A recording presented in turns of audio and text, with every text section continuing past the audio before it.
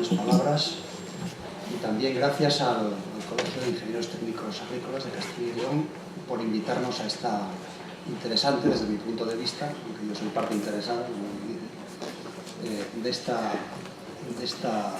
jornada o de esta tarde, ¿no?, de viernes, que tiene mucho mérito, que están ustedes aquí, una tarde de viernes que no la deja para otros menesteres. Especialmente agradecidos porque, digamos que esta presentación que os voy a hacer del plan hidrológico para nosotros es una oportunidad de explicar el plan, algo a lo que nos obliga la propia normativa de planificación, que establece que cuando los planes hidrológicos se someten a información pública, y ahora estamos en un proceso de información pública hasta el 30 de junio, las autoridades, en este caso la Confederación, deberán promover la participación activa de los ciudadanos, y en este caso con especial importancia de este colectivo de ingenieros técnicos agrícolas, ¿no? Por lo tanto, pues, bueno, para mí es una ocasión buena de contar lo que dice el plan. El plan es un documento imposible, ya lo digo, son casi 8.000 páginas, y uno puede tirar a todo, ¿no? Tiene que ir seleccionando las cuestiones que más le interesan o que más afectan a su trabajo, a su sector.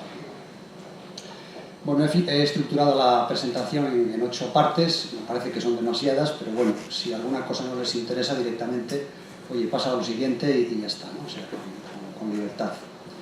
Lo primero, explicar por qué la primera revisión del plan, es necesaria una primera revisión del plan, qué estructura tiene el plan hidrológico, algo pues que si uno no se aproxima a ello de una manera un poco dirigida, pues es muy difícil, ¿no? Porque es una estructura de muchos anejos, muchos apéndices, y bueno, al final uno se desanima, ¿no? Cuando lo ve en internet se desanima ponerse a leer aquello, ¿no? Hablaremos la parte 3, que creo que es la más interesante, cuál es la situación actual de las masas de agua subterránea, qué es lo que dice el plan hidrológico al respecto. Hablaremos de algunas restricciones al uso del agua, son básicamente los caudales ecológicos y los compromisos internacionales de la cuenca del Duero con Portugal.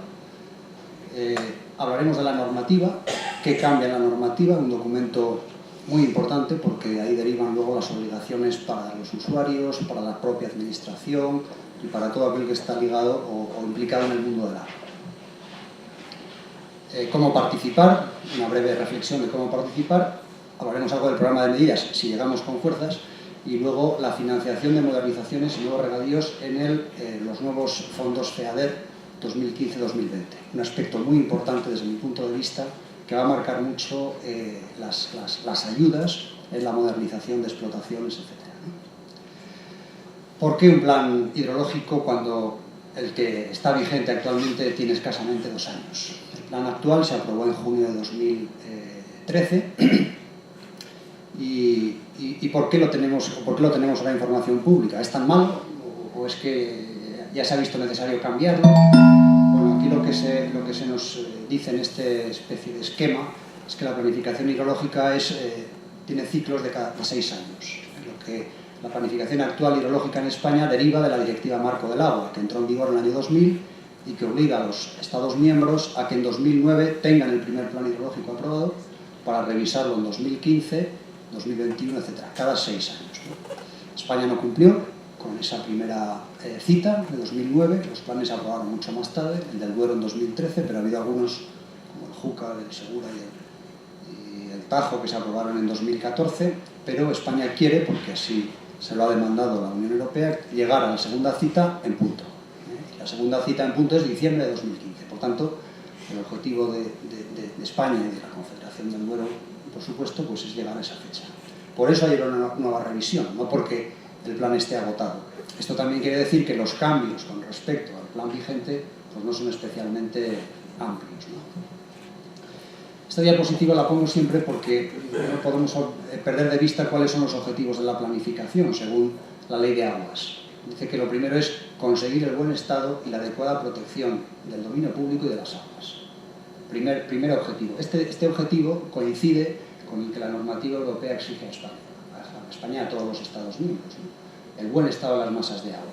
Cuando hablamos de masa de agua, hablamos de un río, hablamos de un lago, un acuífero, un embalse, las aguas costeras, las aguas de transición, o sea, todo el conjunto de aguas continentales que se llama. Y España introduce un segundo objetivo en la planificación, que es la satisfacción de demandas. En España, tradicionalmente, la planificación se ha hecho a partir de un catálogo de medidas, un catálogo de infraestructuras y un catálogo de demandas, ¿no? Abastecimiento, regadío, etc. Bueno, España une estos dos objetivos.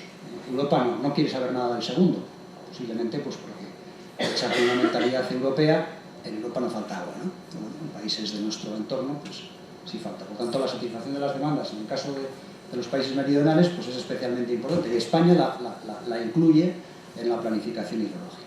El tercer punto, pues lógicamente, el equilibrio sectorial y regional, pues es una consecuencia de lo primero, ¿no? El estado de las masas de agua. Esta es la foto de cómo están las masas de agua superficial de la cuenca del Po. Es un mapa, evidentemente el rojo es en mal estado, o estado peor que bueno, no mal estado, peor que bueno, y el azul buen estado, ¿no? Entonces, claro, esto es un poco desalentador, ¿no? Ver este plano y decir, bueno, aquí hay mucha tela que cortar, ¿no? Porque, bueno, esto tiene muchos matices, que no sé si vale la pena entrar en ellos, pero sí que obedecen a una serie de criterios que establecen cómo se clasifican y cómo se evalúa el estado de las masas de agua en un país. Se tienen en cuenta dos aspectos, el aspecto químico, el estado químico y el estado o potencial ecológico. El estado potencial ecológico viene un poco a resumir cuál es la funcionalidad de esas masas de agua de cara a la ecología, a los ecosistemas, a los pájaros, a los peces, a los hábitats de ribera, etc., ¿no? Entonces, ese estado ecológico se clasifica teniendo en cuenta tres tipos de parámetros. Unos parámetros biológicos que nos hablan justamente de cómo están esos ecosistemas, su grado de conservación. Unos parámetros físico-químicos que nos miden cómo es la calidad del agua. Lo que entendemos habitualmente por calidad del agua pues es que tiene mucha contaminación orgánica, o tiene mucho nitrato, o tiene mucho fósforo, o su DBO5 es altísimo, ¿no? Bueno, pues entraría en ese bloque. Y un tercer parámetro, que son los indicadores hidromorfológicos, que vienen a ser como las modificaciones en la, podríamos decir entre comillas, en la forma de los ríos en este caso, ¿no? Pues un embalse supone una alteración hidromorfológica, un encauzamiento supone una alteración hidromorfológica, una extracción de agua, que por tanto lo aparta de su régimen natural, supone una acción hidromorfológica, etc. Bueno, pues con estos tres parámetros se clasifica el estado ecológico, con una particularidad, que con que uno falle, se entiende que la masa no cumple. Podemos tener unos indicadores biológicos estupendos, unos físico-químicos, agua cristalina, pero si, por ejemplo, tiene un índice de compartimentación, que es lo sectorizado que está ese río, tiene muchos azudes y son infranqueables para los peces, esa masa está en mal estado, a pesar de todo lo anterior. Por supuesto, también se tiene en cuenta el estado químico, que son los contaminantes contaminantes tóxicos, ¿no? Metales pesados. Ahí hemos puesto pues, el mercurio, el cadmio, el clorpirifos, el isoproturón, en fin, una lista interminable de sustancias que si tienen valores puntuales por encima de unos establecidos, la masa estaría en mal estado químico. Bueno, esta es una gráfica de cómo se hace esa clasificación. Un indicador en mal estado, toda la masa está en mal estado. Por tanto, la exigencia es muy alta, ¿no? Y aquí tendríamos la clasificación de las masas del Duero en función de esas calidades. Si ven la calidad biológica, bueno, pues hay un poco más de un 25% de masas que estarían en mal estado bajo este criterio. Si vamos a la calidad físico-química, que tiene mucho que ver con los vertidos de todo tipo, ¿no? Industriales, urbanos, etc., pues estaríamos hablando de menos de un 20% de masas en mal estado. Sin embargo, cuando vamos a los hidromorfológicos, vemos que casi 2/3 pues están en mal estado. ¿En consecuencia de qué? De que hay unas presiones por azudes, por encauzamientos, por extracciones de agua, etc., pues que lo hacen que ese dibujo que teníamos antes y que hemos visto anteriormente pues sea tan impactante, ¿no? El plan recoge también la satisfacción de las demandas. Ahí tienen ese gráfico la distribución de las demandas de la cuenca por usos. La urbana, de que hay unos 325 hectómetros cúbicos año, que sería la demanda para usos urbanos. La agropecuaria, que está incluyendo la agraria, o sea, el regadío, la ganadera, y luego también los usos acuícolas, las piscifactorías. Bueno, pues en la parte norte de las provincias de León, de Burgos, de Palencia, pues este es un uso no consultivo, o sea, no se consume. El agua entra en la piscifactoría, hace su función y vuelve a salir. Pero bueno, se contabiliza como un uso. Como ven, pues es un uso muy importante, ¿no? 4.200 es más importante, como ocurre en todas las cuencas, pero bueno, es importante tener en cuenta el valor, el orden de magnitud, ¿no? Y luego tendríamos el uso industrial con abastecimiento propio, o sea, no el que está conectado a la red urbana, estaríamos hablando pues de menos de 100 hectómetros cúbicos al año. En este plano tienen más o menos señalada cuál sería la demanda urbana de toda la cuenca, donde se ven pues, las aglomeraciones urbanas pues, que tienen una mayor carga, una mayor demanda, pero en general lo que se ve es que la demanda urbana en la cuenca pues, está muy dispersa y es muy pequeña, salvo esos ejes de las provincias de León hacia abajo, de Valladolid, de Palencia, aparte de Burgos, pues el resto es una cuenca casi toda en Castilla y León muy despoblada, con una atomización de las demandas y por tanto los valores pues, son pequeños. Aquí tendrían las unidades de demanda superficial de toda la cuenca, donde aparecen las zonas regables o los regadíos particulares de aguas superficiales con sus garantías de suministro. El verde sería cumple las garantías de suministro de la instrucción de planificación y el naranja pues aparecen como los que no cumplen, es decir, su demanda es superior a lo que se le puede suministrar. Por tanto, para esas unidades de demanda, si queremos satisfacerlas, hay que establecer algunas medidas. O bien aumentamos la oferta a través de nuevas aportaciones, o bien reducimos la demanda a través de modernizaciones, etc. Vemos aún así pues, que hay todavía algunas zonas donde ni siquiera cumplen los criterios de garantía, ¿no? Estas zonas aquí de color rojo, que suelen ser las que coinciden con zonas no reguladas. Bueno, ¿dónde se puede consultar todo esto? Pues en la página web de la Confederación hay un icono en la página de acceso que es consulta pública. Si uno pincha en esa consulta pública, el acceso es chduero.es, pues lo primero que se encuentra es un desplegable donde está toda la documentación del plan. El plan consta de 3 documentos básicamente. Una memoria con 15 anejos y innumerables apéndices, una normativa, que es el documento que va a salir publicado en el Boletín Oficial del Estado cuando se apruebe, acompañando al Real Decreto que lo acompaña, y luego el estudio ambiental estratégico, que como todos los planes y programas tiene que someterse este plan pues, a un estudio ambiental estratégico desde el punto de vista de, bueno, este plan va a mejorar el medio ambiente, uno de sus objetivos, o no. Y si hay aspectos donde no lo mejora, ¿qué tiene que tener en cuenta o qué medidas debe tener en cuenta para que eso sea así? Bueno, el contenido del plan, pasamos rápidamente, pues tiene esos 10 secciones, podemos decir, una descripción de la demarcación, una parte donde aparecen los usos, las presiones y las incidencias antrópicas, una parte de zonas protegidas.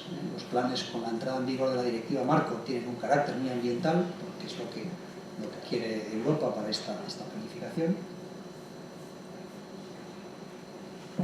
Se hace una evaluación del estado de las masas de agua, como hemos dicho antes, hemos hablado de las superficiales, ahora hablaremos de las subterráneas.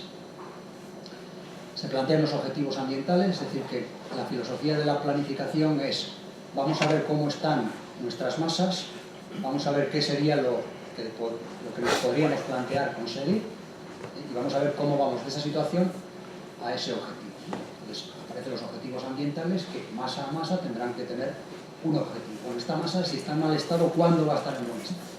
Bueno, pues mójese usted, Estado miembro, y díganos cuándo va a estar en buen estado, y no solo cuándo va a estar, sino qué va a hacer para que esté en buen estado, porque si la deja no está, no cambia, ¿no? Bueno, luego aparece el programa de medidas, donde están las inversiones, a quién le corresponde cada inversión, etc.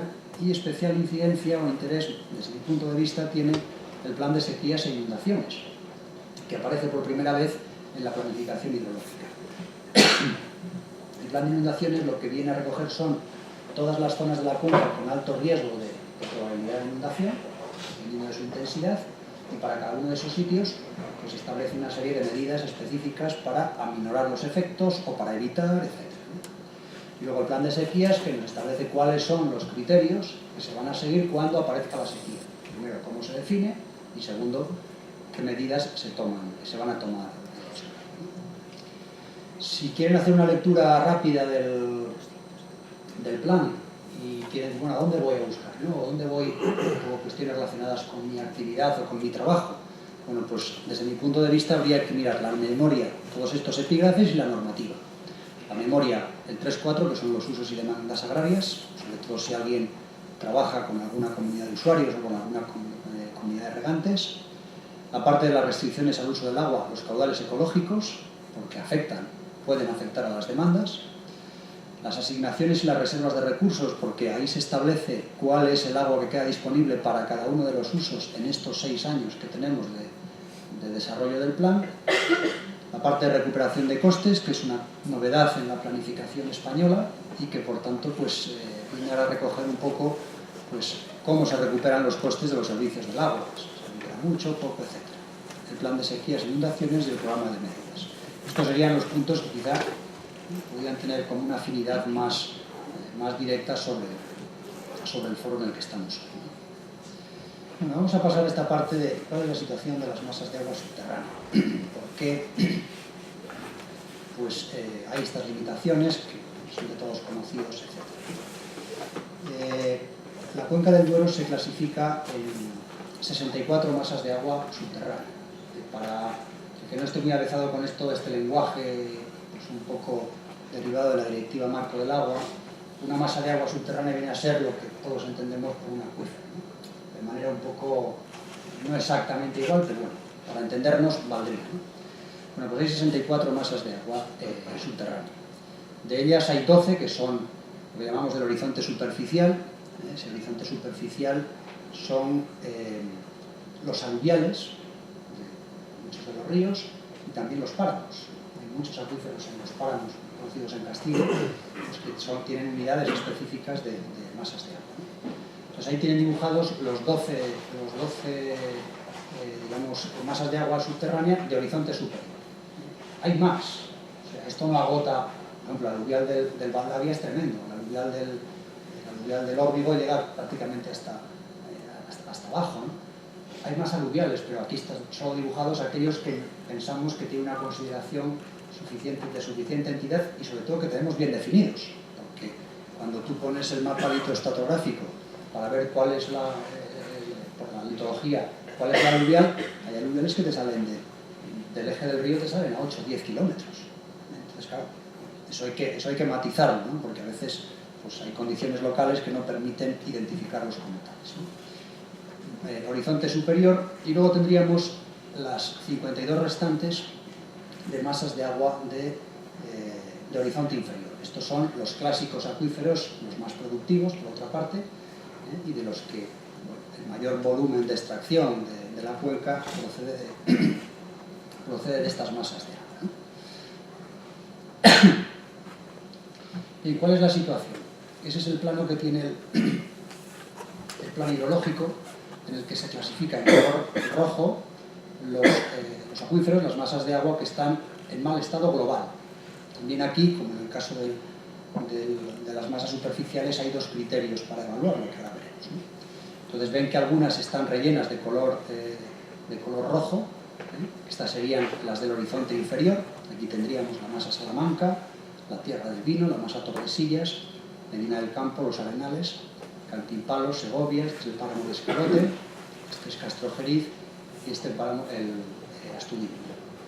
Y luego, señalados en línea roja, pero bordeando, los del horizonte superior. Tendríamos los 3 páramos, Cuellar, páramo de Sreba y páramo de Torozos, el aluvial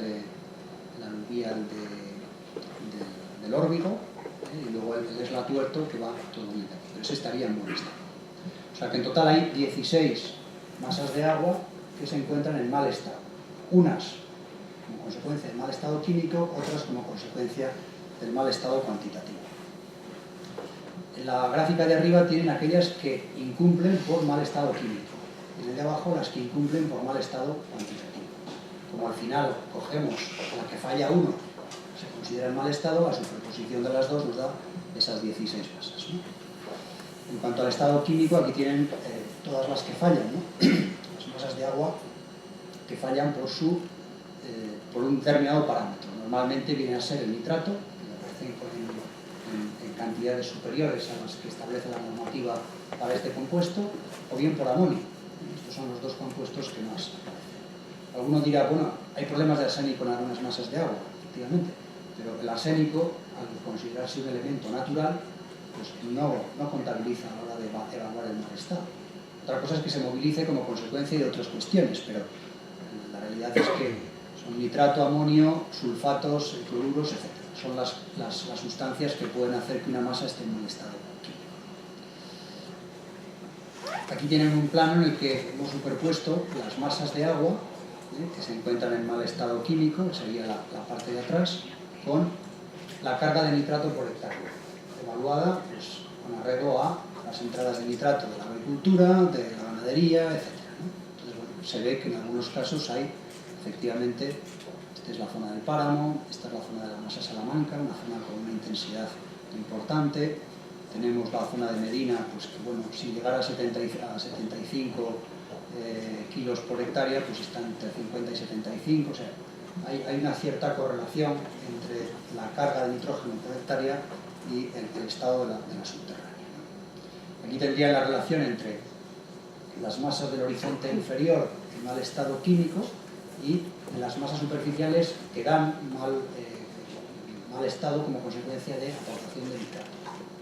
También hay una cierta correlación, aunque bueno, no deja de haber algunas excepciones por aquí. ¿Cómo se mide el estado químico? Pues ahí les ponemos esta diapositiva donde aparecen todos los puntos de control de estado químico. Son la red de piezómetros de la Confederación, que bueno, pues se hizo como se hizo y a veces pues, coincide con las masas que han tenido importantes fallos en contaminación química, pero en otros casos no. Por ejemplo, aquí tenemos un caso del páramo de León, donde tenemos solamente 2 puntos de control, que son pocos para lo que está dando las medidas en la zona. Sin embargo, en la masa medina del campo, pues que hay una red de piezómetros importante, los arenales lo mismo, en la Tierra del Vino no hay tantos, y Tordesillas, que es una masa pues, en principio que tiene una cierta explotación, pues solo hay otro aquí en el borde, pues que puede... esto también se está ajustando, lógicamente, al ir viendo cómo están evolucionando los contaminantes, pues se duplica o se hace más densa esa red de control. Aquí tienen los programas de vigilancia y operativo, es decir, cada cuánto se toman medidas en esos puntos de control, pues para ver el estado. En algunos casos, cuando hablamos de nitritos y nitratos, estamos hablando de periodicidades semestrales, y en otros casos, pues donde es más difícil encontrar componentes, pues anualmente. Bien, vamos a pasar al estado cuantitativo de cómo se evalúa. El estado cuantitativo se evalúa a partir de 2 indicadores que son el índice de explotación y la evaluación de la piezometría. El índice de explotación tiene en cuenta 2 parámetros a su vez, que son cuál es el recurso renovable de cada masa de agua y cuál es la extracción. En función de esos valores se calcula un índice muy sencillo que es dividir uno por otro. Y sale un valor, tanto por uno, que dependiendo del valor que dé, pues lo clasificamos o bien en buen estado si es menor de 0,8, que si la extracción es inferior al 80% del recurso renovable, y a partir de 0,8 se considera que la masa no cumple este criterio de calidad cuantitativa. El otro parámetro que se sigue es la evaluación de la piezometría, que al final es el que mejor nos indica cómo está una masa de agua. Entonces ahí se tienen en cuenta 2 valores. El valor absoluto, es decir, cuáles han sido los descensos pues desde que se tienen registros. Si tienes registros muy antiguos, pues tendrás una buena distribución de cómo han sido los movimientos. Si tienes más cortos, pues no será tan buena. Y luego valorar la tendencia. Si es una tendencia descendente progresiva, se equilibra, ascendente, etc. Bueno, pues con estos 2 indicadores, índice de explotación y evaluación de la piezometría, tendríamos el estado cuantitativo de la masa. Como habitualmente se habla de la unidad geológica 17, digamos, ya sería la superposición entre la 17 y las 3 masas de agua que ahora en las que se ha dividido: los arenales, Medina del Campo y Tierra. Además de estas 3 masas en mal estado cuantitativo, tendríamos la de Tordesillas, que no estaba entre las normas que la Confederación viene aplicando anteriormente, pero que ahora ha entrado en mal estado. ¿Cómo se calculan los recursos renovables? ¿Cuánta agua se renueva en cada masa de agua? Bueno, pues esta evaluación se hace a partir de criterios de la cuenta, ¿no? Se hace a través de la evaluación de la precipitación escorrentía, que es una simulación que se modela, en la que se modela los tipos de terreno, se modela las condiciones que influyen en la filtración, y es una cuenta sencilla, es la precipitación, se tiene en cuenta la precipitación, se tiene en cuenta la evapotranspiración, se tiene en cuenta la escorrentía, es decir, cuánto de ese agua que llueve no va abajo, sino que escurre directamente, bien directamente al río o a través de acuíferos aluviales hacia el río, y cuánto se va la infiltración, que sería la diferencia. En esa gráfica se establece cuál es la cuenta de la precipitación. Tenemos registros, se utiliza el mapa de usos del suelo, del SIOSE, donde nos da qué tipos de suelos tenemos y qué tipo de cobertura vegetal hay, de manera que nos permite establecer no solo la evapotranspiración, sino también la litología, que hace que el agua escurra o se vaya en profundidad. Bueno,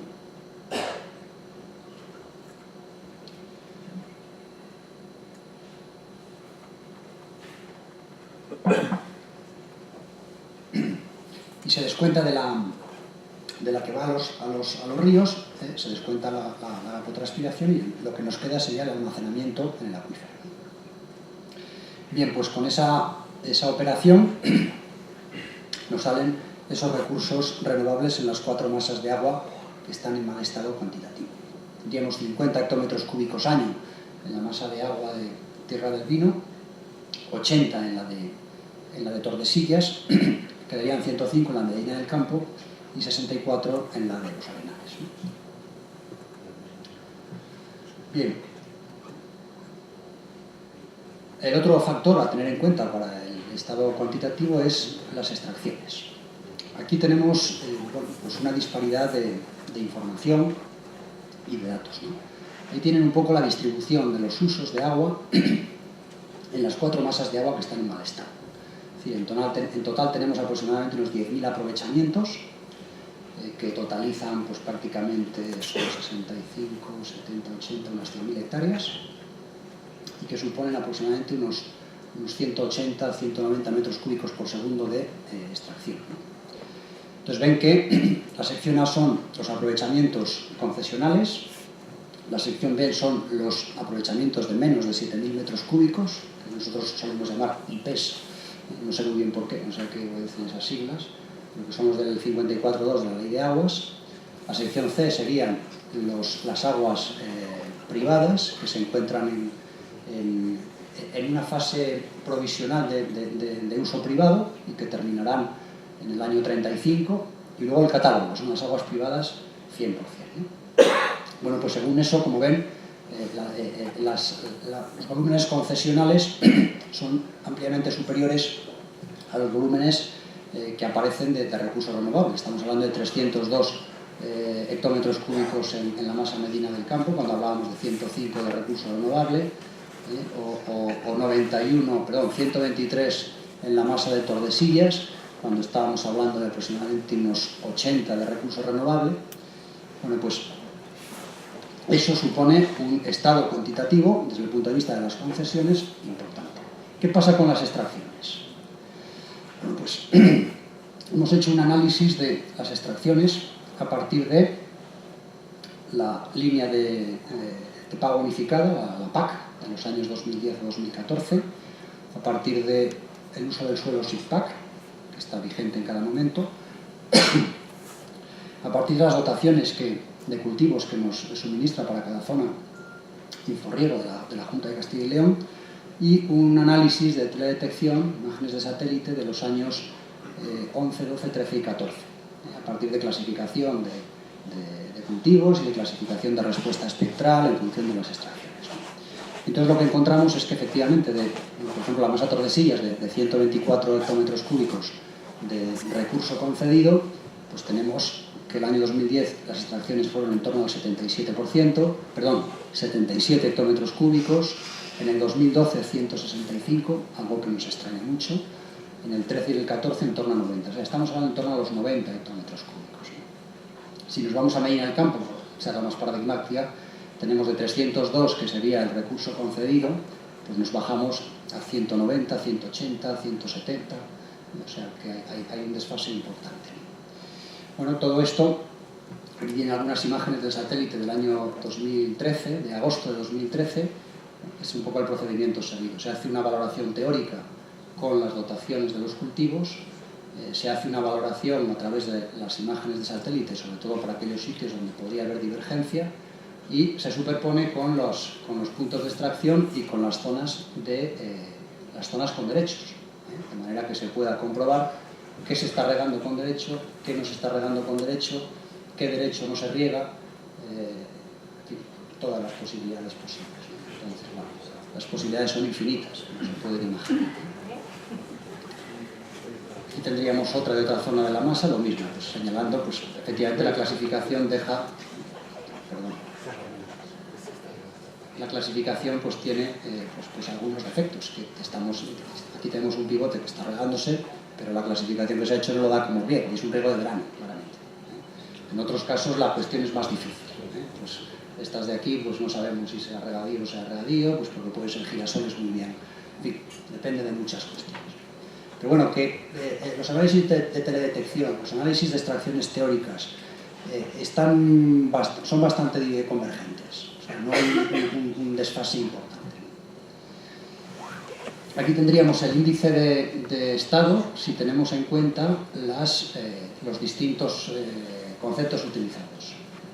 El recurso renovable nos daría si utilizáramos el recurso renovable, el indicador sería 1, lógicamente. Si hacemos el indicador con el recurso concedido, estaríamos hablando pues 1,55, 2,88 en la masa medina del campo, 1,2 en la tierra del vino. Y si utilizamos las extracciones, lógicamente, pues cada año va cambiando. ¿Por qué está todo marcado en rojo? Porque, salvo la tierra del vino en el año 2010, el indicador que nos da estaría por encima de 0,8. Por tanto, desde este criterio nos daría masa en mal estado. Claro, hay un problema importante y es ¿qué pasa con los cultivos de primavera? ¿Se riegan todos? ¿No se riegan todos? Bueno, esto no es fácil saberlo. Entonces, con la ayuda del Itacil, que tiene un equipo de teledetección muy bueno, se han hecho unas valoraciones a partir de distintas respuestas espectrales y comprobaciones en campo de qué cereales, básicamente cereales o leguminosas, se riegan y no se riegan cada uno de los años, ¿no? Entonces, en función de eso estamos en valores muy distintos. Hay años en los que los cereales cebada se riegan menos del 10% de toda la superficie de primavera de regadío, y hay trigos que llegan al 30 o al 40%, dependiendo de la temporada. Esto depende mucho, como todos ustedes saben, de la primavera, ¿no? Como venga, si viene especialmente lluviosa. Bueno, pues en estas gráficas hemos puesto cuántos serían los riegos, podríamos decir, seguros, los riegos de verano y los riegos de primavera y verano, ¿no? Entonces, pues vemos que incluso, y hemos trazado para cada una de las masas cuál sería el umbral del recurso concedido y el recurso disponible, de manera que podemos ver con seguridad dónde estamos por encima y dónde por debajo. Bueno, pues vemos efectivamente que en el caso de los arenales, una masa pues con una gran intensidad de cultivos hortícolas y demás, los riegos de verano pues están por debajo del recurso renovable. Si solo se riega el riego de verano, estamos por debajo, ¿no? En Medina del Campo, no. En Medina del Campo, si se riega de verano y el que pone un maíz lo riega, porque en verano no hay otra opción, en todos los casos estamos por encima del recurso renovable.